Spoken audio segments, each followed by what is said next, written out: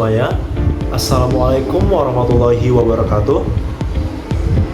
Perkenalkan, nama saya Muhammad Al-Fatir Al-Kandri, biasa dipanggil Fatir.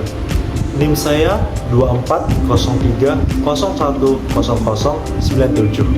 Saya berasal dari jurusan Pendidikan Bahasa dan Sastra Indonesia, Fakultas Keguruan dan Ilmu Pendidikan, dengan mata kuliah Teori dan Sejarah Sastra dengan dosen pengampu Bapak Dodi Irawan.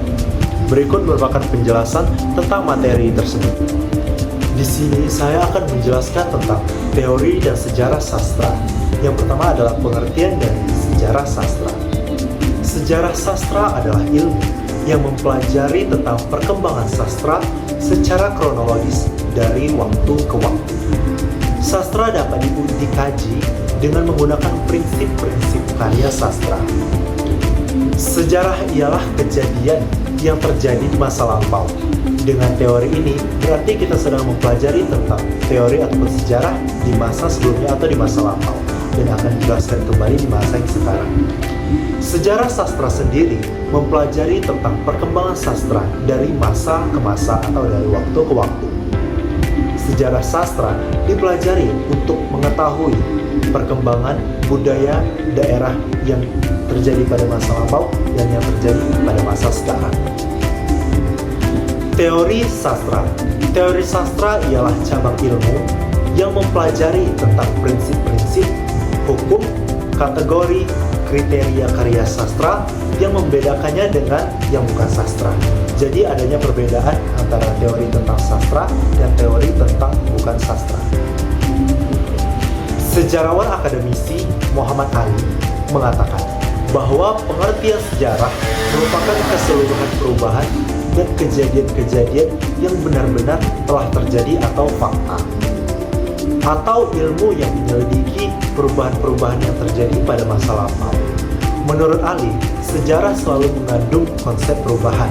Perubahan-perubahan apa saja yang terjadi, yaitu perubahan sastra pada masa dulu dan juga perubahan sastra pada masa sekarang. Baiklah, berikutnya saya akan menjelaskan tentang jenis-jenis dari sastra. Yang pertama adalah struktural. Dari kata struktur, kita sudah tahu, berarti ini merupakan susunan-susunan apa saja materi yang telah dijelaskan di dalam teori sastra tersebut. Jadi di sini saya mengartikan struktural merupakan teori dari unsur-unsur dalam suatu karya sastra. Berikutnya adalah psikologi sastra. Dari kata psikolog, kita sudah tahu berarti psikologi merupakan pendekatan yang sedang menganalisis dengan pertimbangan aspek dari satu aspek ke aspek yang lainnya. Ini merupakan tentang psikologi sastra. Berikutnya adalah sosiologi sastra. Sosiologi berarti merupakan hubungan pendekatan tentang antar manusia. Pendekatan antar manusia yang dimaksud di sini adalah teori hubungan kemasyarakatan. Jadi pada kehidupan bermasyarakat, tentunya kita saling mendekat atau adanya pendekatan terhadap masyarakat antara satu dan satu lainnya. Berikutnya adalah teori semiotika. Semiotika berarti memahami makna dari suatu unsur-unsur yang sudah dijelaskan dalam teori atau sejarah sastra ini. Makna-makna yang terkandung di dalam sejarah sastra akan dijelaskan dalam teori semiotika ini. Teori berikutnya adalah hermeneutika. Hermeneutika adalah penafsiran. Penafsiran berarti telaah terhadap unsur-unsur yang sedang dibahas dalam sejarah sastra ini. Teori berikutnya adalah feminisme. Feminisme berarti teori yang menjelaskan tentang suatu politik. Politik apa saja yang ada di dalam sejarah sastra tersebut. Teori ini menceritakan tentang unsur-unsur politik di dalam sejarah sastra. Berikutnya yang terakhir adalah teori dekonstruksi atau pembentukan. Pembentukan apa saja yang telah terjadi dalam sejarah sastra ini. Di dalam teori ini dijelaskan kembali apa saja pembentukan-pembentukan yang sudah dibentuk dari sejarah sastra awal atau sejarah sastra pada masa lampau dan yang terjadi pada masa sekarang. Baiklah, itu tadi merupakan penjelasan tentang teori dan sejarah sastra yang saya pahami.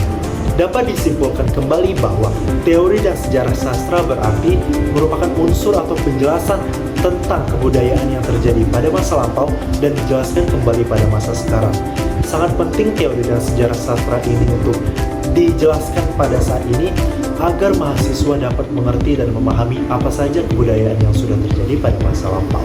Sekian dari saya. Wassalamualaikum warahmatullahi wabarakatuh.